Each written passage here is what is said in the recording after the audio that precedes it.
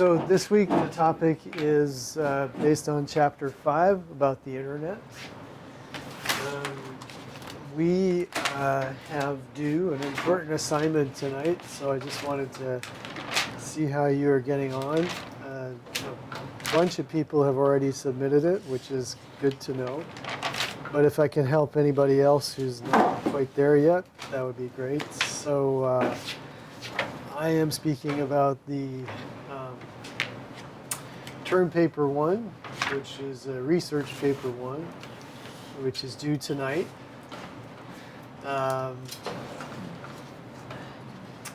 So any questions about this that I can help you get this going or get this finished, basically?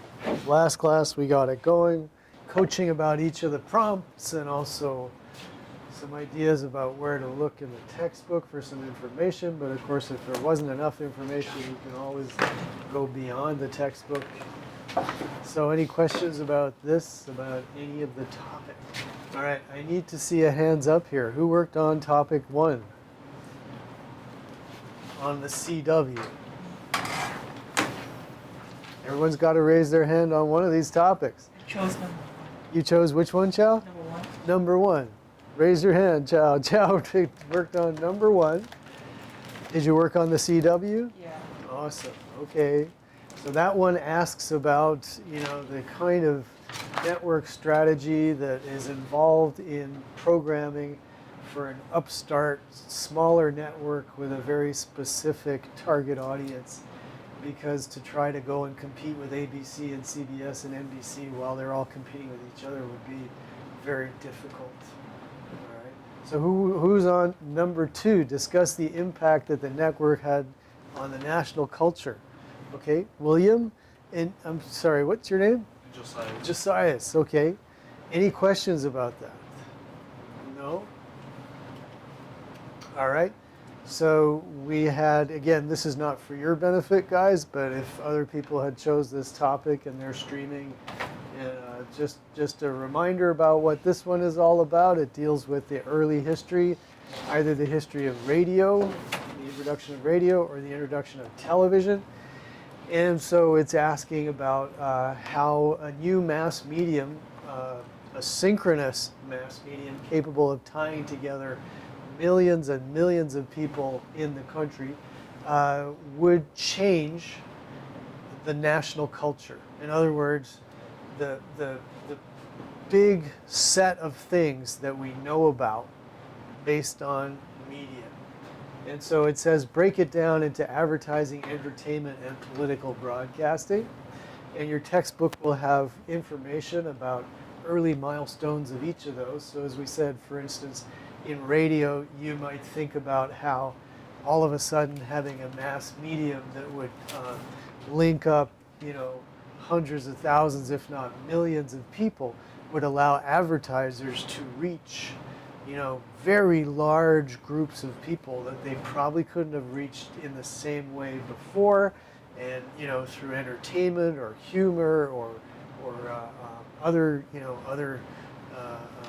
means to interest the audience. You could develop a brand and send that single brand out there all around the country.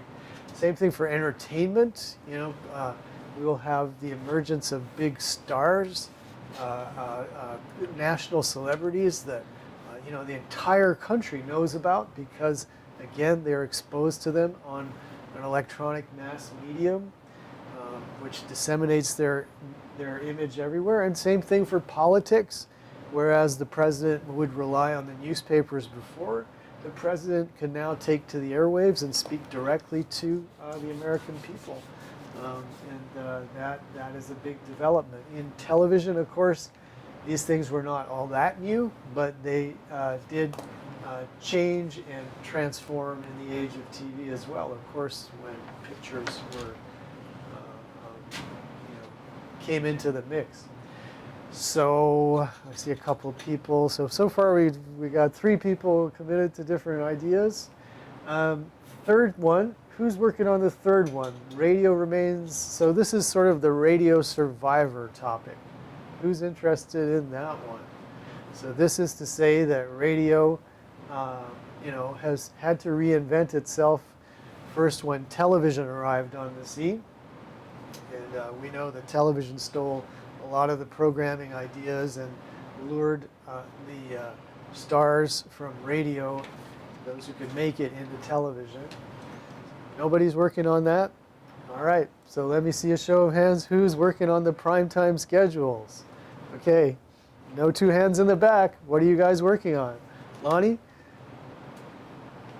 So I didn't really start it because... Did you choose a topic, though? I was thinking of the first one. Oh, okay, cool. So you should raise your hand on the first one then. Thinking about it at this point is good enough, right? You have until midnight tonight, and then we'll continue on. Of course, you can turn it in a bit late. And I'm sorry, I can't remember your name. Vincent, what are you going to work on? On the second one. On the second one. Okay. So you guys, you can sit wherever you like, but you should raise your hand, and say you are committed. But are there any misgivings about it? Anything we can help clear up? Lonnie, you were saying I was thinking of number one. How come you're not sure about it? That was because, I don't know if you talked about it, I think, Tuesday, I wasn't here. Uh-huh. So I don't know if you were talking about it then, and I didn't find out about it till Thursday. Okay, but I mean, are you good with that topic? Kinda, yeah. Yeah, okay.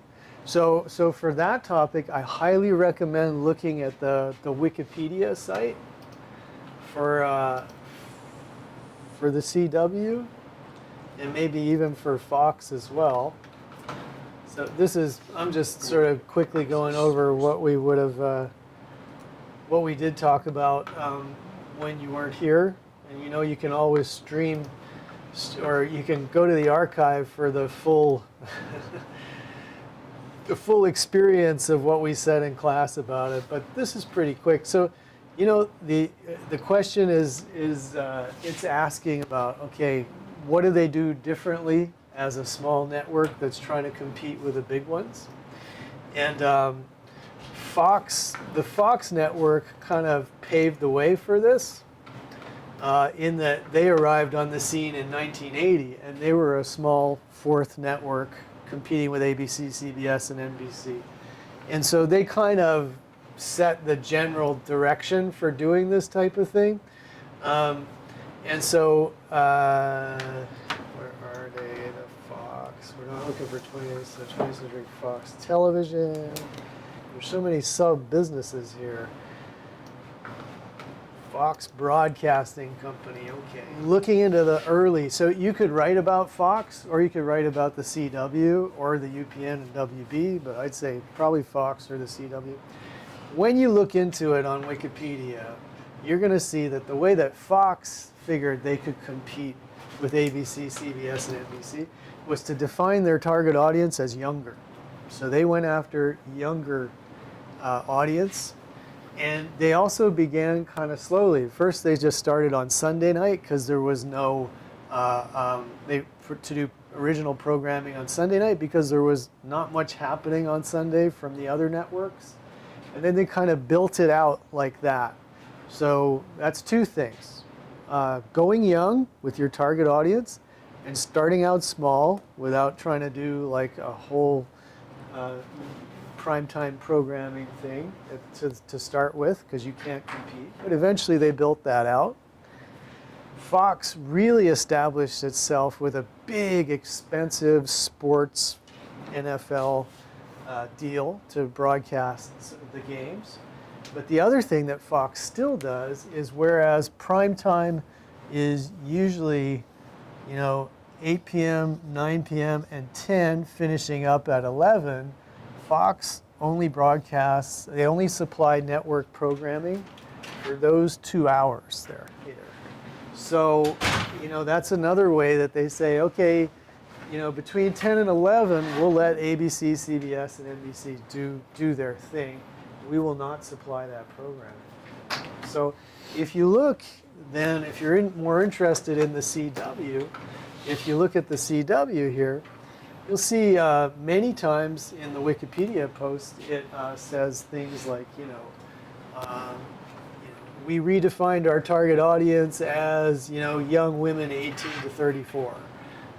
Then we opened up our target audience to all genders 18 to 34.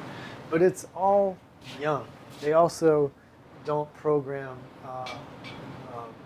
the 10 to 11 slot.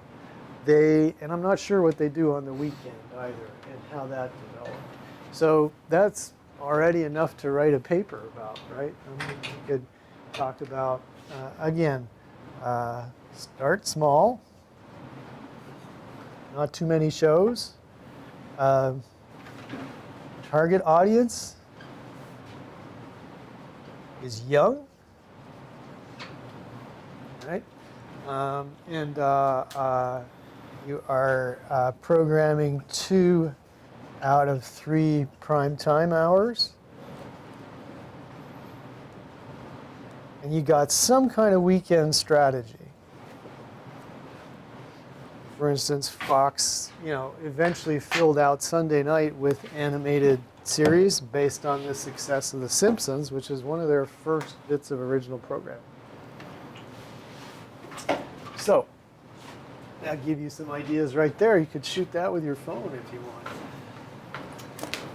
And then what was the other one that we were hesitant about? Was it? What was the other one that you guys were looking at? Hello, another option. Was it the radio? No, it was primetime schedules, but people were not asking questions about it, or were they? I can't remember.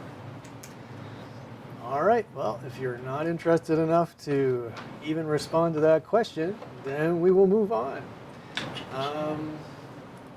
Let's just check the chat to make sure. There may be some people saying, hello, good morning, people in chat. So people in chat, we are just trying to find out who's working on what topic in order to help them and to encourage them to, get in there and write this, because it's worth 100 points out of 500. That's 20% of the grade.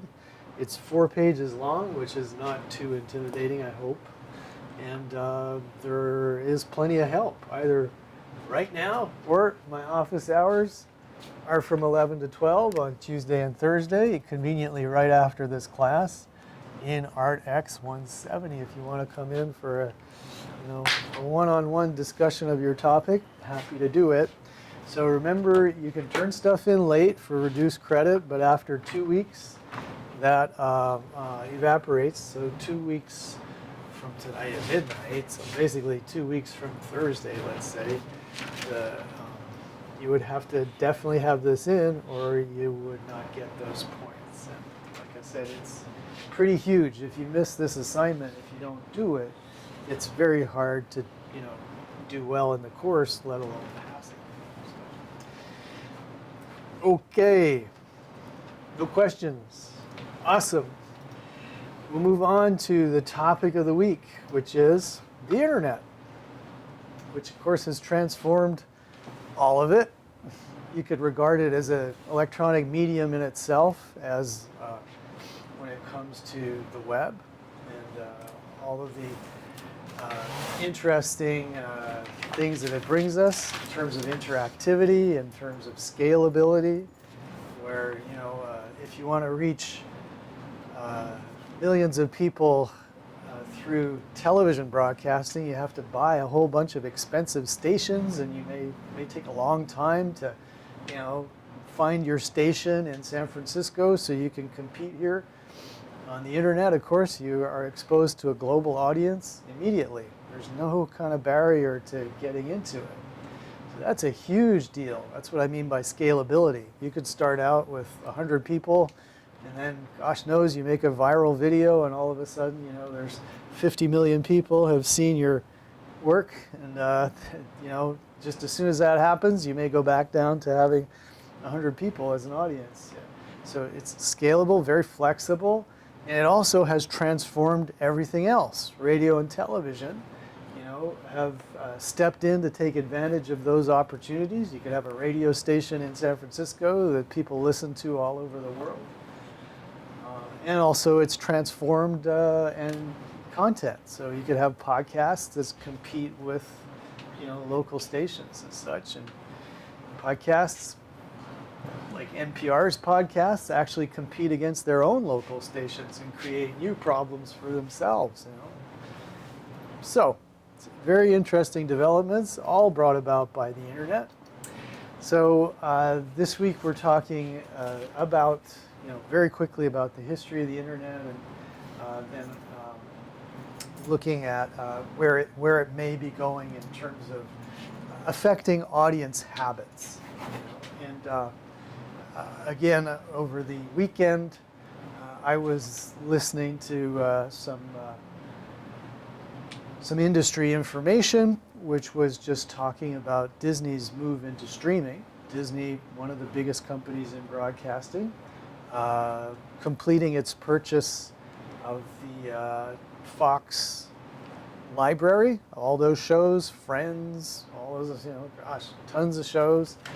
And apparently the investment in their new streaming services is going to be so big that industry analysts are looking at Disney actually having reduced profits for the next few years as it pumps what they estimated to be $2 billion into those streaming services, which directly are there to compete with Netflix, but are also, on a broader scale, going to change everything from cable television, which is now going to be kind of cut out by direct-to-consumer streaming. So this is actually gigantic changes across the industry with huge amounts of money involved in the next few years. So it's interesting to watch it. I hope you're interested in it. So where did all this come from? Well, it comes, as you well know, from interconnecting computers, which were not very powerful in the beginning days of computing. The defense industry was interested especially in computing. Going back to the early days of having to develop computers to help gunners calculate how they should direct missiles and projectiles that they're going to shoot. There's a lot of math in that. So some of the early computing machines were created just to help out with that, make it faster. Rudimentary computers, we're going to see plenty in the documentary that we'll look at in a second. But a huge innovation in terms of connecting those computers together is credited to Vinton Cerf, C-E-R-F, the father of the internet, largely responsible for what they called packet switching technologies. So as computers are connected together, they need to exchange information between them. And engineers who were organizing that settled on the idea that digital information would be sent in packets between one computer and another. The transmission protocol is the early partners in developing computer interconnection decide, how are we going to organize the sending of data? We're going to do it in packet switching, and there's a whole bunch of other things that you need to know to design your machine to do this. And so this led to TCP, Transmission Computing Protocol. And so you'll still see things like TCP IP, which is just identifying how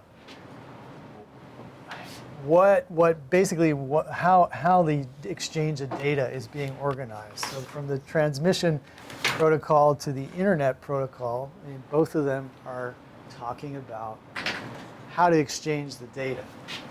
So this goes into the 1980s, but the next really important development in terms of how we use the internet today is the World Wide Web, which began as a project at a physics research laboratory in Europe, where Tim Berners-Lee, the father of the World Wide Web, so that's a little different than the internet, Tim Berners-Lee came up with HTML, hypertext markup language, which we still use now, right? as a way of coding the different research documents of people working at CERN so that they could all share this information and be able to read each other's research. And you'll even see a picture of the little computer on which the early web ran in his office. But HTML had certain really attractive features like being able to click on a hyperlink and get to another document. And that was slowly developed until I think we're up to now HTML5, which is basically rather like in the early days, transmission protocols were developed and agreed upon so that everyone could build the system. In terms of the World Wide Web, the HTML versions are being updated all the time to take account of, we want to be able to share pictures, we want to be able to share videos, we want to be able to share audio. So all of that needs to get built into the HTML specification, and they keep developing it. So the internet is a worldwide network of computers, a bunch of computers interconnected. It can operate as a mass medium, but of course it can also operate as an email system, which is like a point-to-point medium, which we're not that interested in. It can hold files that are text files, graphics, sound, video, right? And all of our audio and video are kind of coming together on the web in this. Now, the World Wide Web is a subsection of the internet. The internet is all of those connected computers. But those computers that are running on the HTML spec, they know they can talk to each other based in that kind of language. And so, think of the internet as this big interconnected network, and a part of it is running as the World Wide Web. And other parts of it are, exchanging email. Canvas works on a different part of it. Let's see, what else? You can upload a file to a web server and a text or graphics or sound file. People can download it without it necessarily being part of the World Wide Web, which would involve having it coded in HTML. So yeah, we love it because it shares the advantages of some other media. You can store material up there in archives and stuff. You can get, as you know, audio and video. What it adds to old school broadcasting is two-way communication. So the interactivity of, being able to both post feedback and also get into new forms of interactive communication, like being on Twitch and being able to chat and have things happen from your, try to influence the programming as it's going on. And of course, the disadvantage, it's not everyone can get to it if they don't have the money to have the equipment or the connection. So there you go. That's enough of an introduction today. So we're going to watch a video on the early history of the internet. I hope I've left almost enough time for it. So when we come back again next class, we'll dig more deeply into current applications of the internet. And just remember, tonight, midnight, the research essay is due. And again, we've been over hopefully enough to help you finish it off today. But if not, you can see me in my office between 11 and 12 today for some one-on-one coaching. And that's it. It's been the case throughout the history of the internet. We've constantly been surprised. Well, when we look at the internet and where it came from and where it's arrived today and where it's headed, I think it's quite clear that the engineers didn't really realize just how much this was going to change things. people thought we were crazy. Right? The internet thing is never going to be as important as the telephone or the television.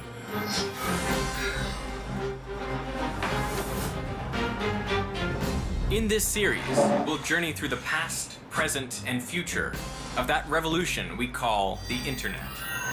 We'll go inside the hidden places, practices, and people who make it hum, and ask, why do we all love it so much?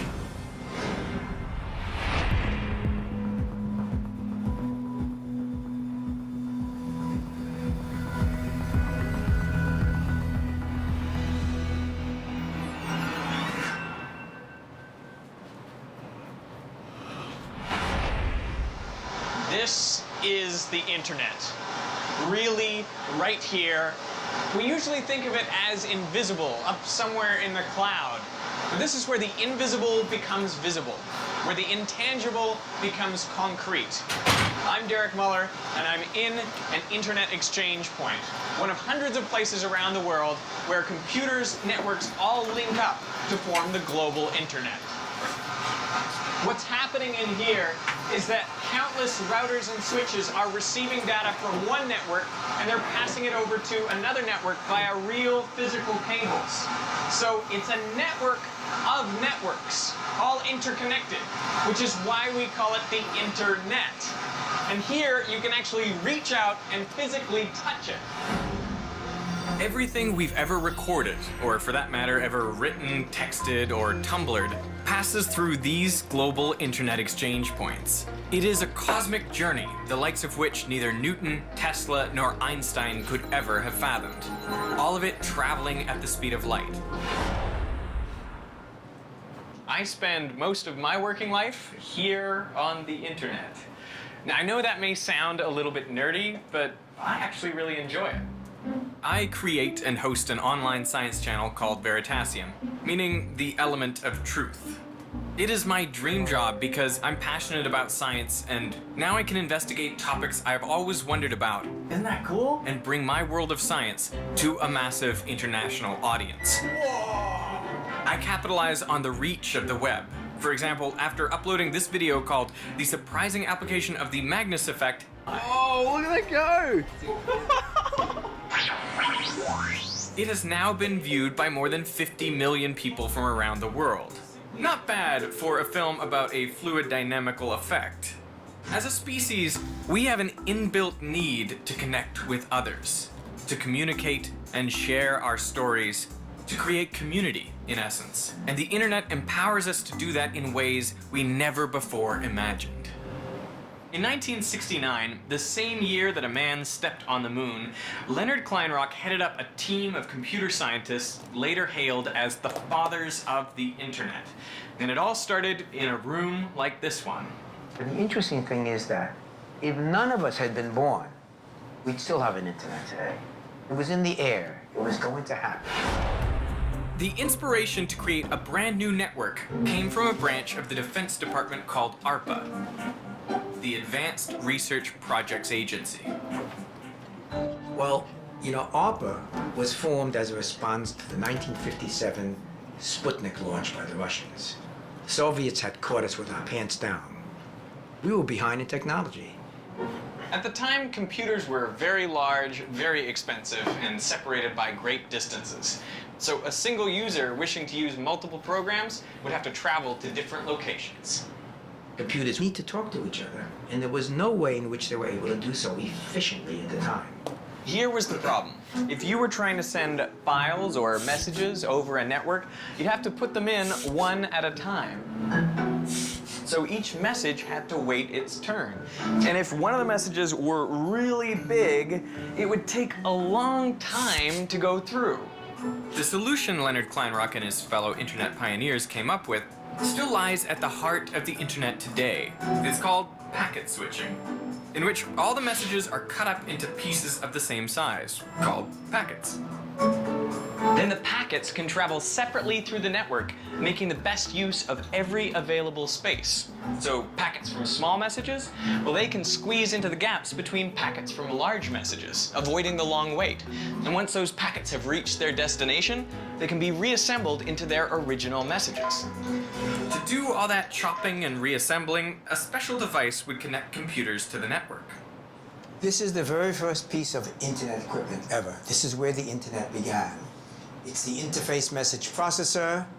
It's made out of a military hardened machine for the Department of Defense. Inside, you notice it is so ugly, it's beautiful. It's my friend, has a unique odor, and it's really old equipment, but this is where the entire internet began, right here. The year is 1969. Richard Nixon is inaugurated as our 37th president, and more than 1 million people gathered at Woodstock to celebrate sex, drugs, and rock and roll. And on October 29th, Kleinrock's team at UCLA logged into a computer at the Stanford Research Institute. Now, to make sure this worked, because this was the first time these two host computers were going to talk to each other, to let somebody log in remotely, we had a telephone connection, just to be sure. Now, to log in, you have to type L-O-G. So, Charlie types the L and he says to Bill, "You get the L?" Bill says, "Got the L." Type the O. "You get the O?" "Got the O." Type the G. Crash. The system went down. The first message ever on the internet was "lo," as in lo and behold. Samuel Morse had a good message on the telegraph network. He said, "What hath God wrought?" He prepared a message. He had the press and the media there. Alexander Graham Bell, telephone. "Come here, Watson, I need you." Neil Armstrong, giant leap for mankind. But it turns out that the message we sent was about as short, as prophetic, as powerful as you can imagine. Lo, by accident.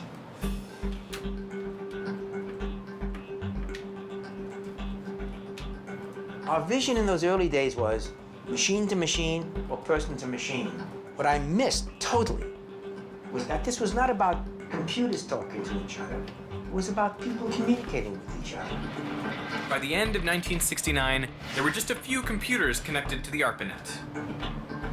But the network grew steadily during the 1970s. But as they multiplied, it became more difficult for them to integrate into a worldwide system, and the desire for access to each other's data was enormous. Back in the 1970s, there was no single global internet as we know it today. Instead, there were lots of different networks, like the government's big ARPANET and satellite networks and little community operations. But they all had their own different format, and they connected to each other in different ways. So in short, if you weren't already on a network, there was no way to get to it.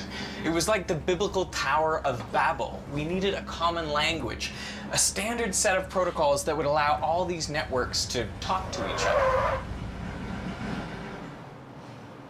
The internet got the common language it needed thanks to two pioneering scientists and this nondescript delivery van.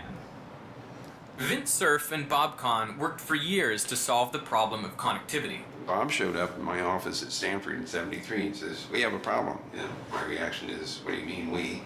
And he says, "Well, I'm trying to get these nets to interconnect, and I don't know how we should do that."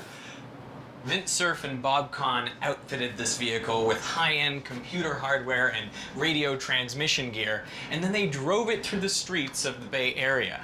On November 22nd, 1977, the team at this console was able to transmit a message to Los Angeles, 400 miles to the south. But they used 3 networks to do it. The two men developed a way for all the computer networks to communicate. It's been described as the handshake that introduces computers to each other. They also came up with a new word for what they were doing. Bob Kahn and I wrote this first paper describing a protocol for packet network intercommunication. And so internetworking was the term that was used, but it was so clumsy.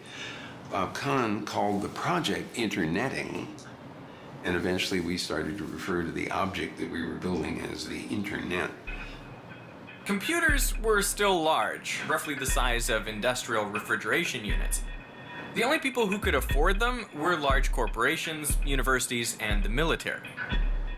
But as they were manufactured to be smaller and smaller, personal computers began to take off, and so did the internet for the user at home.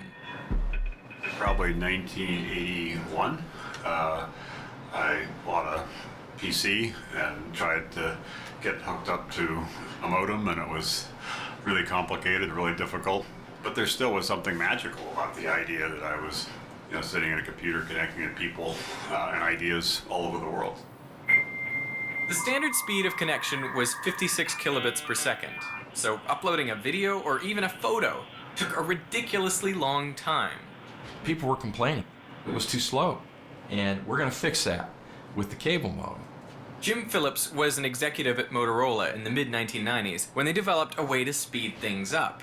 Now we looked at all these cable companies, and they had this way of communicating via hybrid fiber coax. Back in those days, they called it TV wire. What that gave us was really high-speed data, which we hadn't experienced before. And the best part, no more phone lines. Suddenly, you could download audio, you could download video, even. Once you were connected, you could also join discussion groups and send email.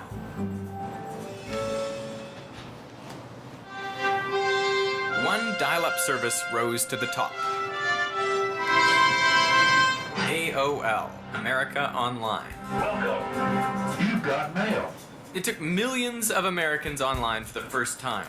The mission of AOL in the early days was to create a service that was easy to use, useful, fun, and affordable. But the broader mission, and sort of the real mandate that was driving us, we really believed the internet could be as important in people's lives as the telephone or the television, but even provide more value. To attract new customers, AOL used a brilliant marketing strategy. Honey! The new AOL disc is here. Remember those CDs? AOL just gave them away so people could load up the software and connect to the network. Millions signed up.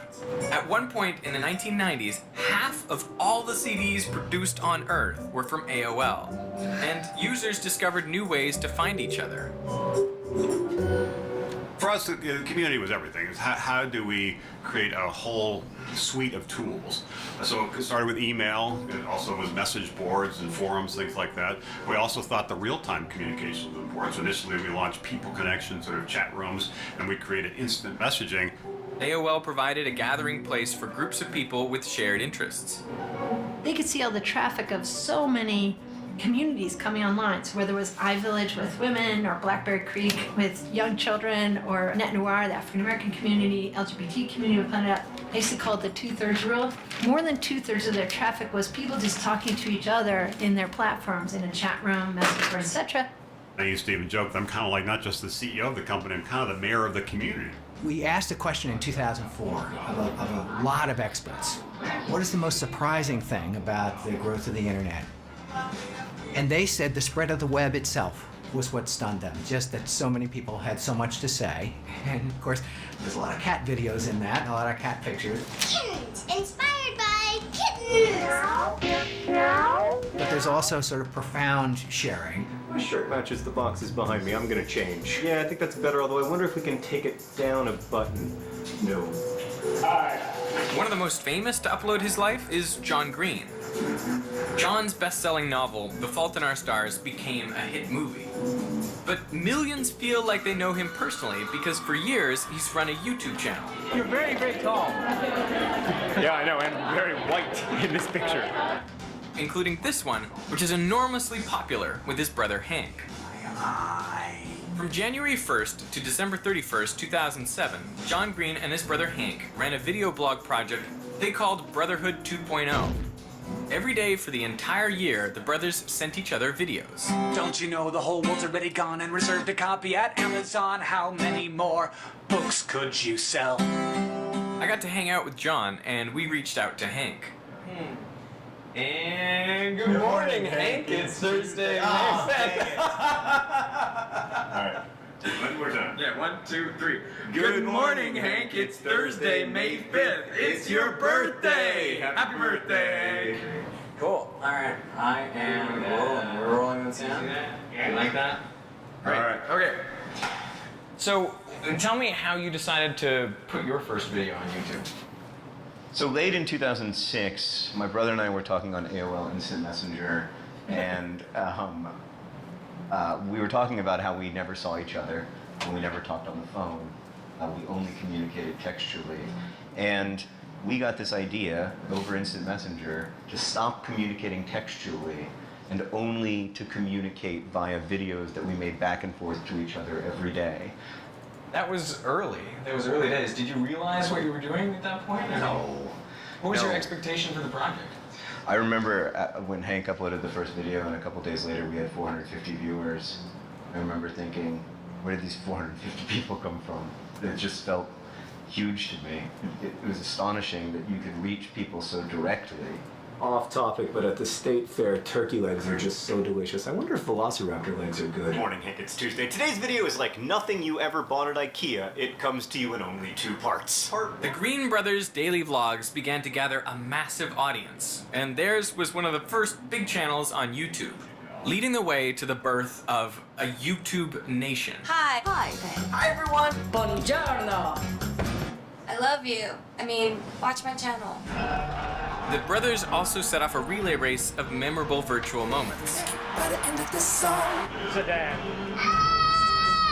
Johnny, that really hurt. Yes, we can. Double rainbow. What is this? Hi guys, so this is my first video blog. Once the term social media was created, I guess I'll just do this. there was clarity that we were living in a world where the internet was of the people, by the people,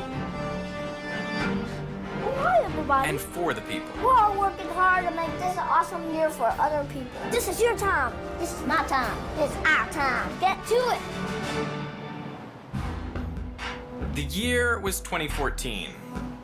Ebola was in the news daily, and nearly 3 billion people were now on the internet. At that time, the ALS Ice Bucket Challenge was traveling the web at warp speed. We are taking the Ice Bucket Challenge from Laffy.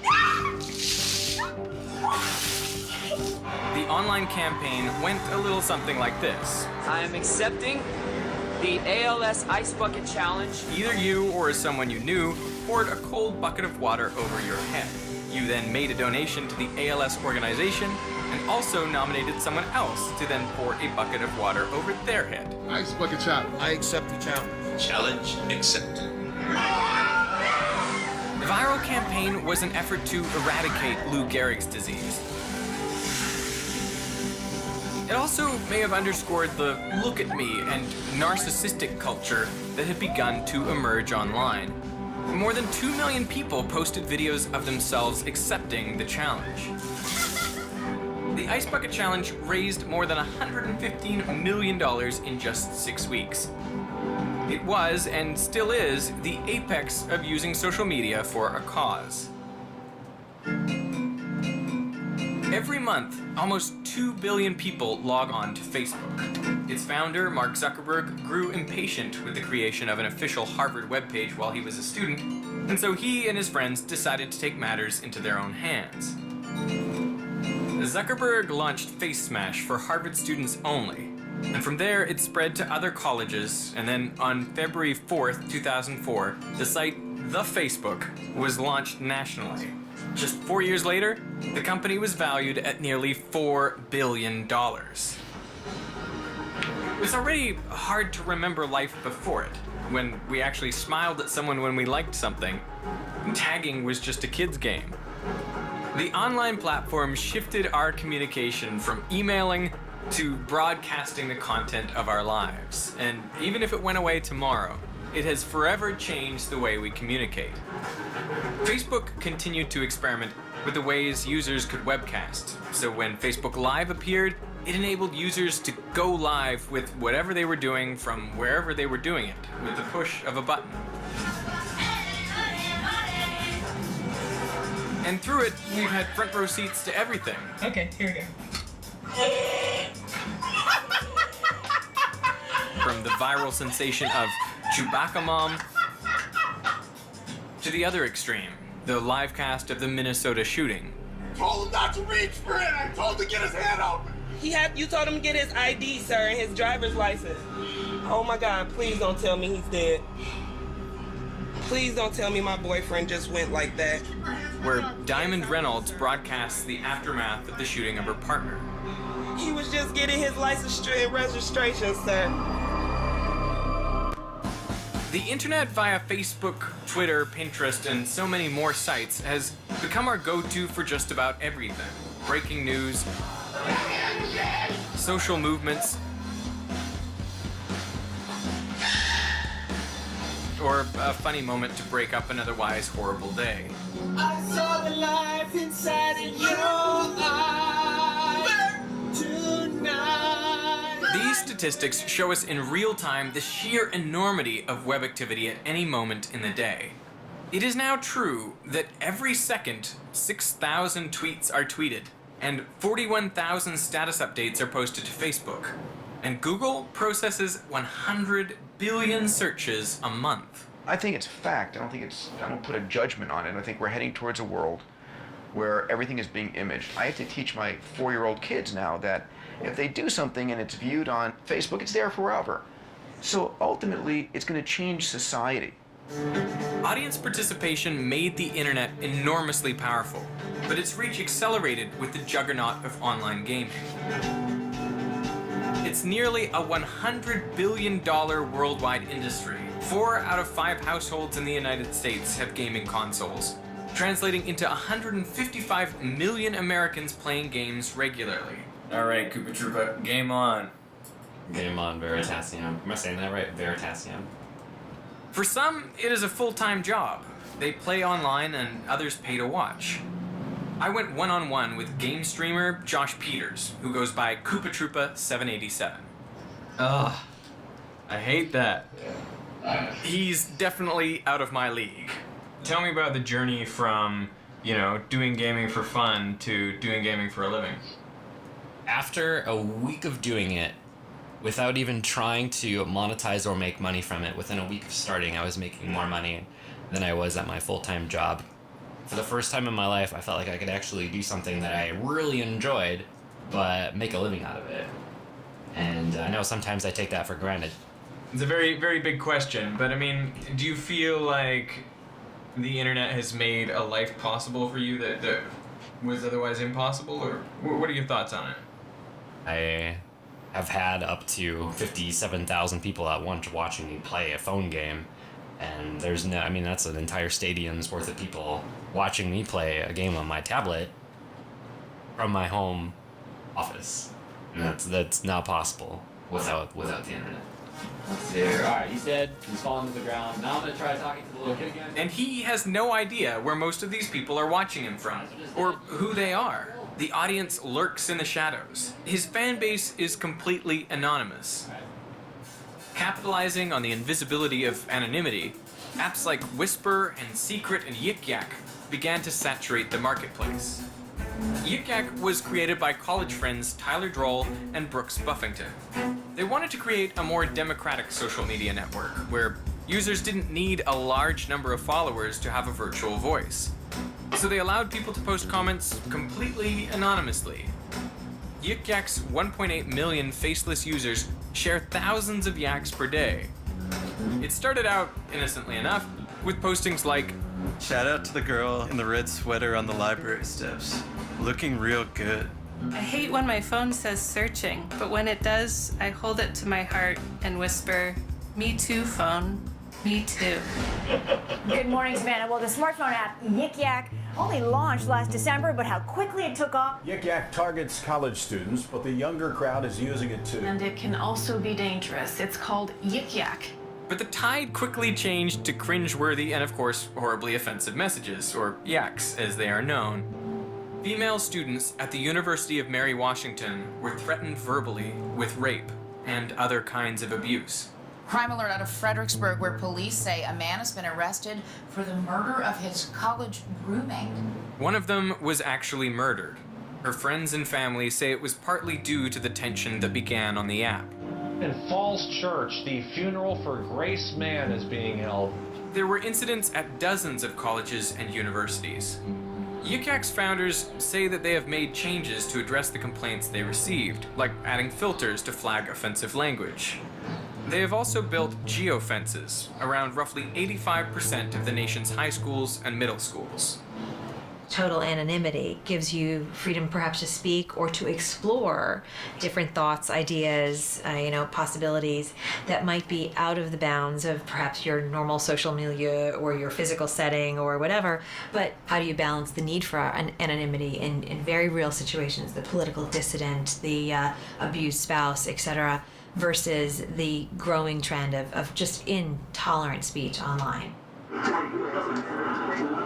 As social media connects more people than ever before, its success depends on companies policing their sites so that racists, criminals, and bullies do not make their presence known. The really mean-spirited things that people say is just mind-boggling. Content moderators like Alex Shrum patrol the cyber frontier. Their full-time job is to remove offensive material from social networking sites. For content moderators like Alex, it's a grim workday, and the burnout rate is high. You say something offensive to someone online, you can't see their physical reaction in their face. You can't see how hurt they feel. So there's no human aspect to it, and you feel like you kind of just, there's no consequences for your actions. It desensitizes us. When we go online, we're not looking at each other. And empathy is born in the gaze, in the eye contact, in the face. Sherry Turkle has spent the last 30 years studying the psychology of people's relationships with technology. There's been a 40% drop among young people, among college students, in the capacity for empathy in the last 20 years, with most of the change taking place in the past 10. Content moderation requires a human touch. No amount of programming or algorithms can do this work, especially when it comes to imagery. A lot of the images that come through are sexually explicit, sometimes sexually violent, or very gruesome. The constant stream of troubling words and pictures takes a toll. On average, moderators last somewhere between 3 and 6 months before quitting. Some have even reportedly developed post-traumatic stress disorder. You leave work at the end of the day feeling a little down, a little depressed, kind of lose your faith in humanity a little bit. My mantra for moderators is moderate in moderation. If you're doing it all day, every day, whether it's images or content or videos or anything else, you'll feel like your whole world is negativity. This business is often kept in the shadows intentionally. The large companies who hire content moderators don't advertise that reportedly half of their workforce is doing this type of work. They don't want the public to know that there's actually a huge need to police their sites. Most people don't know that there's this whole other side to the internet where there are people working really hard to prevent you from seeing some of the more negative things that get posted online, which there are a lot of. I don't think we'll ever get rid of kind of the dark corners of the internet where the seedy people go to do what they'll always do. I think it's inevitable, and it's just part of human nature, and it's going to be a part of the internet as long as the internet is around. Some governments have also taken action to gain control of the web. Take China, for example.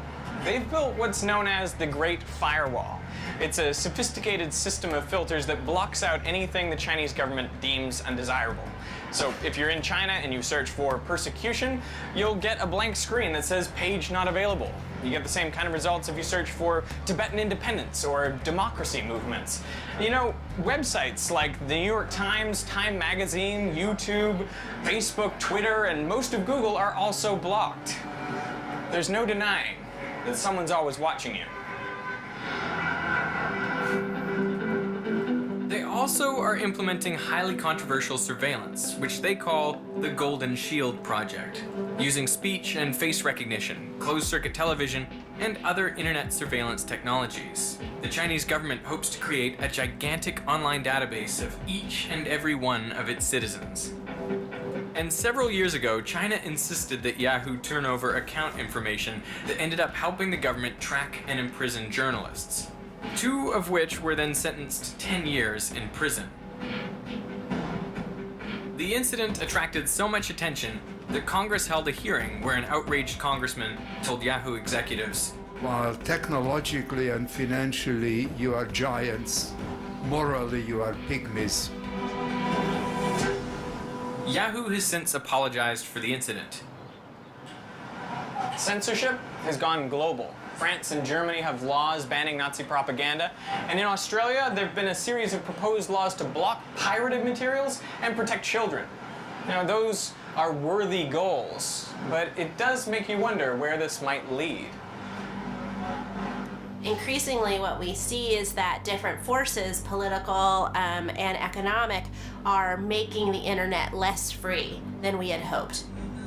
The United States government and other governments are going to platforms like Twitter and Facebook and asking them, what are you going to do about this jihadist speech? What are you going to do to limit it? And are you going to help us get rid of it? And for people who are connecting, are you going to help us find out who's interested in this ideology? CNN breaking news. Breaking news this evening. Breaking news, the whistleblower revealed the 29-year-old who leaked those top secret details of the government's sweeping surveillance program has now come forward. My name's Ed Snowden. Edward Snowden's infamous revelations set off a ripple effect that is still traveling throughout the digital world. Leaked documents suggested the NSA was tapping directly into the servers of firms like Google, Facebook, and Apple. By all appearances, it's a top secret program that's been going on for years. The public needs to decide whether these programs and policies are right or wrong.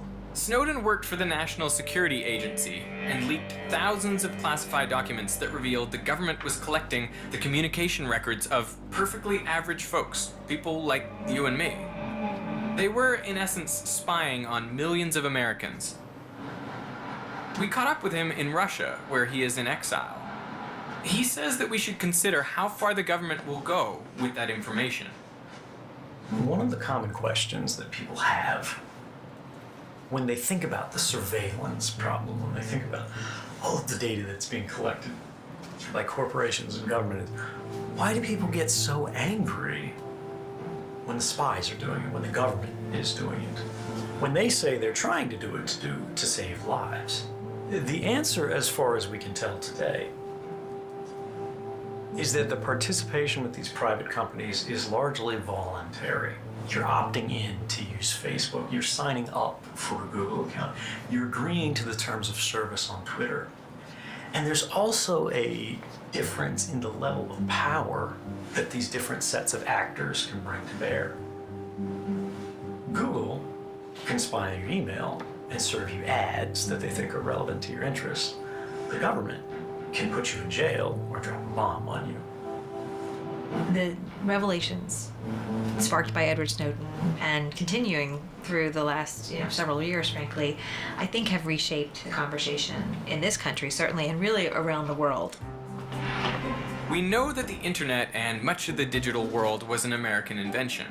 Once it went global, that meant to the rest of the world that the United States was holding the keys to cyberspace. But once the Snowden incident happened, things began to change. Non-Americans began not to trust us. They were concerned that Big Brother, or rather Uncle Sam, was watching. Americans also did not want to accept that their technological life had to come at the price of possible surveillance. As a result, internet sovereignty is inching forward, where we may become a world where the web literally splinters along geographic boundaries, also known as the splinternet. One of the probably most compelling threats to a truly global internet right now are the calls for data localization and in-country servers and the application of one country's laws over another. Right now, we enjoy an internet that is a global network of people and institutions that we have come to rely on. It is open, flexible, and efficient. But if the internet becomes the splinternet, it would become a rigid system with impenetrable borders, and critics argue it would also lead to a system even more vulnerable to government abuse. Another online threat goes beyond invading your virtual space to actually invading your personal space. Wait, the government third warrant! Wait, the government third warrant! Put your hands up! Put your hands up! On the ground!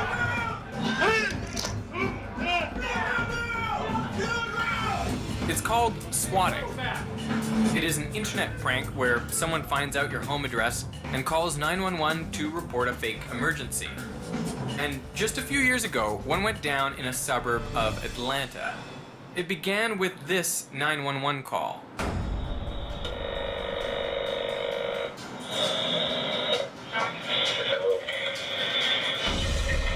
I killed the mom, I killed the dad, and I killed the little boy in the house. I got the little girl right here. I need $30,000. You want $30,000 to keep from killing the girl? Yes. Okay. I was at work and I received a phone call from one of our caregivers, and she said, something strange is going on. There's been some sort of 911 call, an emergency, and there's all of these police officers here at the house. It was early January 2014. It was about 4:20 something in the afternoon. My lieutenant came down the hallway and stuck his head in my door and he goes, "Hey, did you just hear that call?" And he said, "Yeah, we got a person shot, at least 2 shot, and a hostage situation."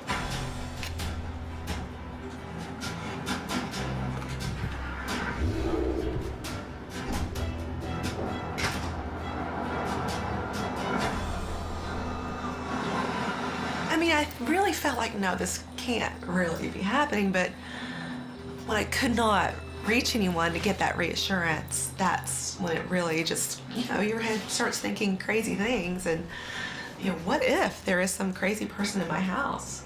The end of my street had been barricaded, and there were helicopters all everywhere, and neighbors lined across. It's like something from a movie. I couldn't even believe what I was driving up to. I literally just stopped my car in the middle of the street and ran to a police officer that was standing there blocking the street. I was like, this is my house, and my children are there, and I need to get there immediately. She is just absolutely beside herself, terrorized, thinking someone has been to her home and basically wiped out her entire family. We ended up, stopping her before she ran up to the house. I remember feeling like I just want my kids. I want my kids in my hands right now. After about a half hour or so, some things just weren't adding up. By this time, the media had already picked it up. And then all of a sudden, a nanny comes out and she's got 2 basically naked children soaking wet because they were taking a bath at the time.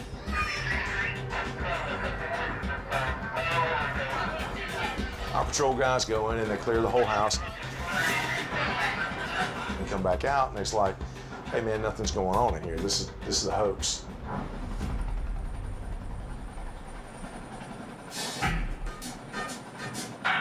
Their main goal is to try to elicit a large law enforcement response, because even after it's done, they can come back and say to the person, "Hey, I reached out and got you today. I'll do it again to you tomorrow.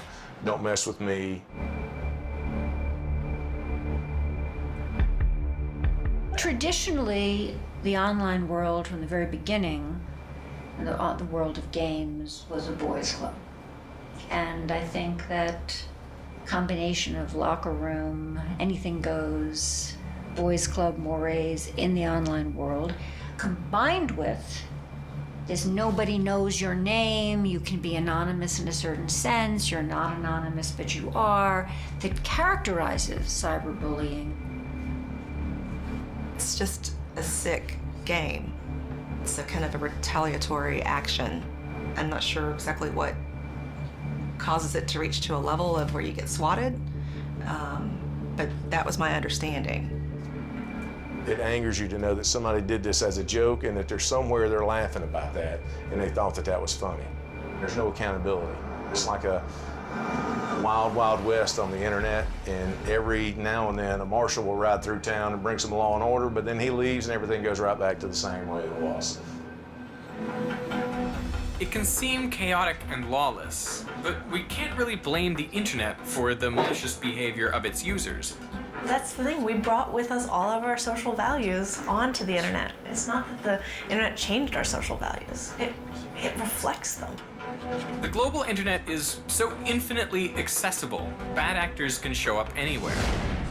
As for the technology itself, it's always been content neutral. The network never knew anything about what was being carried. Sort of like cars going down the road, you don't know what's inside. All you know is there's a road and a car and somebody driving. Check out this new app. It's called Invisible Girlfriend, and it allows you to build your ideal partner virtually.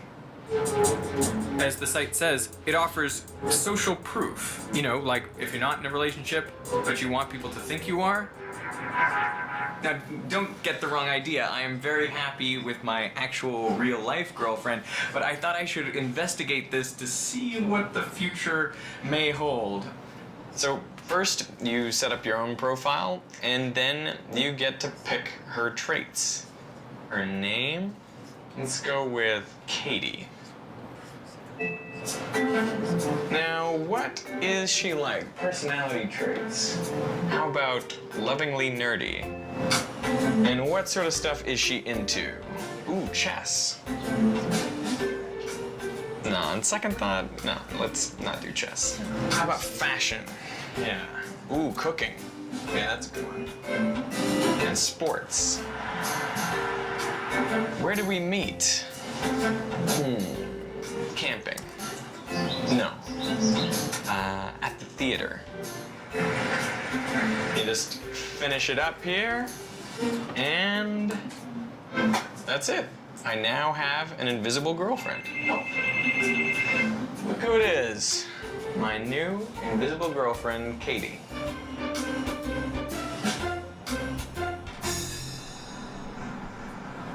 Why would someone need a fake girlfriend? People aren't getting their emotional needs met online. They can find experiences elsewhere, but you may not get emotional support. There's this real lack of empathy in the world. Meet the inventors of Invisible Girlfriend. This all started out as a crazy idea at a hackathon. It was a throwaway idea. He thought it was stupid. We formed a team, thought it would be fun to work on. What we wanted to do is just see if can we build something in a weekend. How soon could we get that working? Always that question. Challenge was, how do we actually create a fake girlfriend or boyfriend? Starting out with a chat bot and then ended up going to real humans because chatbots just don't work. So we built a very, very simple service. That simple service took off. Okay, ready? Let's do it, refresh. 3, 2, 1.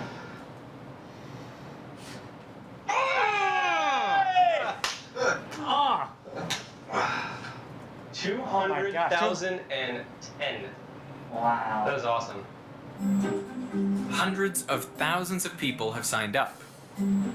Oh, you're too sweet to me. What are you planning on buying me? Wink face. Of course, I want to go out. I miss you so much. Meet an invisible girlfriend. She's a text writer for hire, and she does her best to make a virtual romance feel real. Actually, several at once. I'm usually jumping between a few catfisher. conversations. Have you seen those videos of those parents that put toothpaste in Oreos and give them to their kids? This user says, "Where do you want to go to dinner tonight?" And he says, "When are we getting married?" In a lot of ways, for the user, it is a real relationship, but some of them don't realize that they're talking to more than one person. It's true. The next text I get from Katie could actually be written by a completely different person. I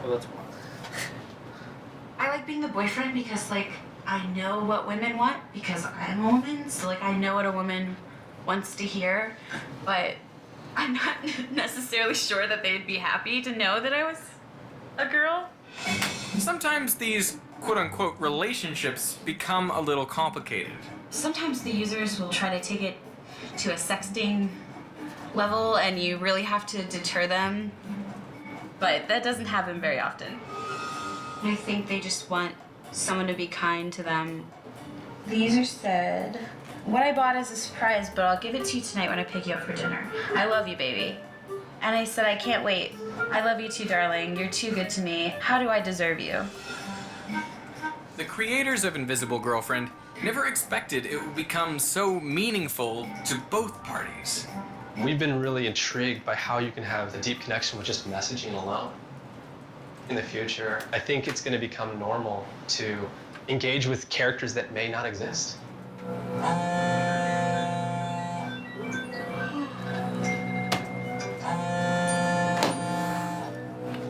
With the web connecting more people than ever before, shouldn't we be able to have real human connections? But I guess that's the irony of the internet. The more connected we become technologically, the more isolated a lot of us seem to feel in our actual day-to-day lives. And that's kind of sad. I hope that in the future we can still maintain those real person-to-person connections and we don't have to rely on computers to be our partners. Technology mirrors and magnifies the good, bad, and ugly of everyday life. For me, technology changes communication, of course. But is it for the worse? I'm not convinced at all. It's just different, and people learn how to move across these environments, and I'm confident that they'll figure it out. I think we have to start thinking about what technology we're going to build next. The internet is changing in all kinds of ways. There's still a long runway for the internet and the internet community and civil society to realize the potential of the internet as the greatest microphone for the individual ever created. I see virtual reality becoming a real thing, fully immersive virtual environments, haptic, feedback, like you're there. Like you're in Tokyo, I'm in Miami, we meet in a virtual space that is like. It's 10:45. If you need to take off to your next class, go ahead. Otherwise, I'll let the last 4 minutes play if we just want to see the end of it. So we'll talk about it at the next class. Like the Matrix, I can touch you, I can hang out with you, we can adjust the lighting of the sky, we can cue the music to play. I mean, literally rendered dreamscapes, Inception-like dream worlds that we can inhabit lucidly and navigate around. I mean, literally, we're all gonna move into a cosmos of the imagination. That type of immersion is going to change things so fast, and it's here. The goggles are here, the bandwidth's here. Legit. Let's just go my Microsoft is developing a system that would make online interaction a lot more personal. With holograms, people will transmit live holograms of themselves over the internet. Hi, Papa, I miss you. Lily, I miss you too. You can help. The internet has become the main way we interact with others, real or imaginary, virtual or robotic. In the not too distant future, it could also transform how we interact with the dead.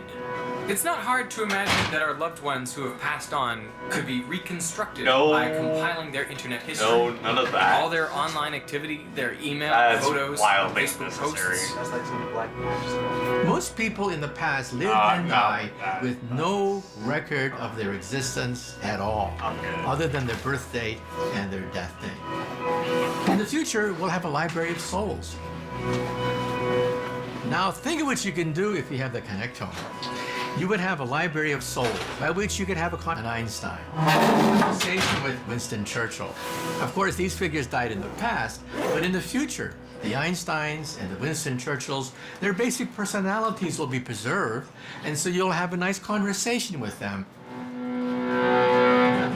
The future will lead us even deeper into virtual intimacy, capitalizing on giving the user access to all the senses and catapulting us beyond the simple transmission of words and sounds to the sensation of human touch. There's already a virtual reality suit that can deliver a hug. That's so cool. And taking things a step further, researchers have reportedly proven that simple thoughts can be sent across the web. One subject in India with a computer sensor attached to his scalp merely thought the words hola and ciao. 5,000 miles away in France, another researcher, also wired up, received the brainwaves and found himself thinking the words hola and ciao. There will come a time when you don't actually have to tell anyone your feelings. They will be able to pluck them right out of your head. And on the horizon, The very essence of connectivity, the creation of a truly global village. Right now, only 40% of the world's population even have access to the web.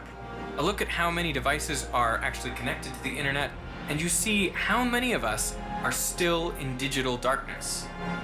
The barriers to connecting all of us are enormous. Money, language, infrastructure. We're gonna put power on now, okay? All together! Launching in 3, 2, 1. Come on. But Facebook's Mark Zuckerberg just recently launched what may be our biggest hope into the horizon, with the test flight of Aquila.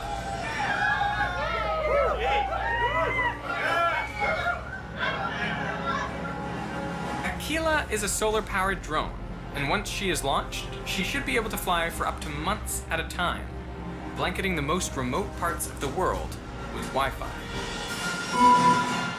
This is not the final frontier. The mobile device you have will be supplanted by other things, I'm certain. The system will just be on all the time, waiting for us to ask a question or to ask for an action to be taken. So the way to think about where the internet is going is not what's the future of the internet, but what does the internet mutate into, and what are all the reaction products that go spinning off in different directions. And it's only just started.